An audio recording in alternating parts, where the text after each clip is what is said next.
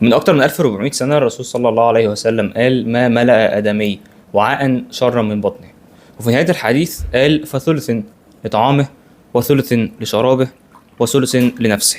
يعني باختصار، حاول ما تملاش الكوباية للآخر، انت كل ما تسيب فيها مكان فاضي ده هيريحك. وجينا دلوقتي الطب اكتشف حاجات مهمة جدا ليها علاقة بالحديث ده. أول حاجة اكتشفنا إن لما بتملى معدتك على الآخر ده بيعمل تمدد في المعدة.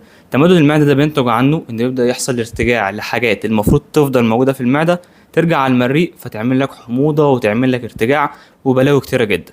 دي أول حاجة.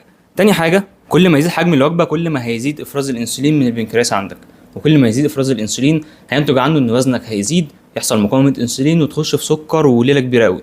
الحاجة التالتة وهي ان لما بتاكل كتير ده بينتج عنه ان احنا محتاجين دم كتير يروح للمكان ده، الامعاء والبطن والجهاز الهضمي كله، علشان يساعد في الهضم والامتصاص والدوشه دي كلها.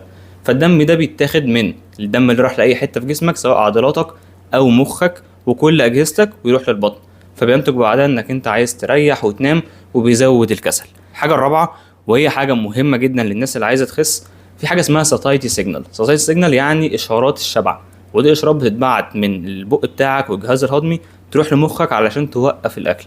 الاشارات دي بتبدا تتبعت من بعد ما تبدا الوجبه بتاعتك بحوالي 20 دقيقه. فالناس اللي بتاكل بسرعه بتتخن اكتر، الناس اللي بتاكل على مهلها واحده واحده وجبتها بتاخد مدتها فيها بالكامل، ده هينتج عنه ان الاشارات الشبع هتروح وهي لسه ما خلصتش كل الوجبه، فتبدا تشبع بدري وتسيب التلت الفاضل لنفسها، فما تتعبش وتخش في البلاوي دي كلها.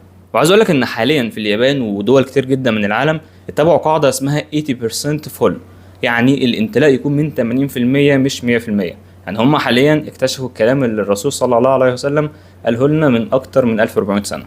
فحاول دايما توقف اكل قبل ما تشبع ب 100% علشان تلحق نفسك من بلاوي كتير جدا، وعشان تتبع سنه النبي صلى الله عليه وسلم.